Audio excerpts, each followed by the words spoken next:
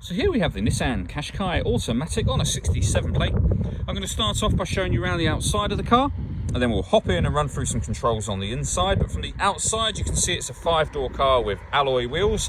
Let's start off inside the boot and then work our way around the rest of it from there. So as we approach the boot, you can see we have reversing sensors. Plenty of boot space as well, along with that 60/40 split folding rear seat. And then underneath these two tray sections, even more space should you need it. And you can remove either or both of these if you wish to. Okay, so we're just going to work our way back round to the front of the car, and then we'll hop in and run through some controls on the inside. But now that we've done a full circle of it, you can see it's in excellent condition the whole way round. Just briefly before we climb in, I think it's well worth seeing the interior from this exterior point of view. There's plenty to run through on the dashboard, so let's hop in and we'll do that right now. Okay, now that we're inside the car, we're going to start with the dials. On the left-hand side, we have the rev counter, and on the right-hand side, the speedometer and fuel gauge.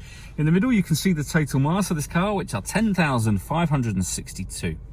Above that, we currently have a digital readout for the speedometer, although you can change that information for various different things in terms of trip computer, fuel economy, your DAB or your radio, your entertainment, your fuel, as you can just see there.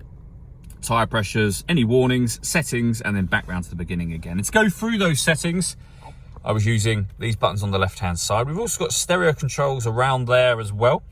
And on the right-hand side, we have cruise control and speed limiter, as well as phone controls, including voice activation for your phone. You can only use those phone control buttons after you've paired the phone up, of course. And that is done over in the central area here by hitting the phone button and then using this to control where you want to go. So you'd go to pair device and you'd push that button down and follow the instructions on screen from there. When it comes to the radio in this car, you can see we have DAB.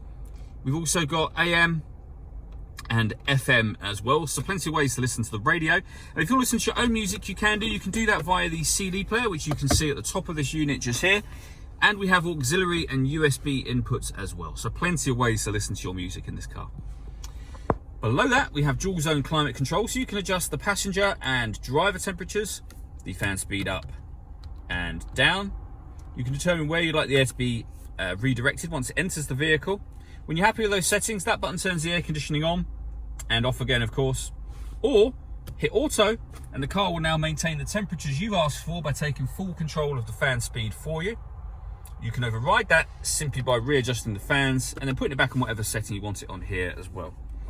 Beneath that, we have a 12-volt charging socket, electronic handbrake, the gear lever for the fully automatic gearbox, and in the central armrest, a second 12-volt charging socket, as well as the auxiliary and USB inputs that I mentioned a moment ago.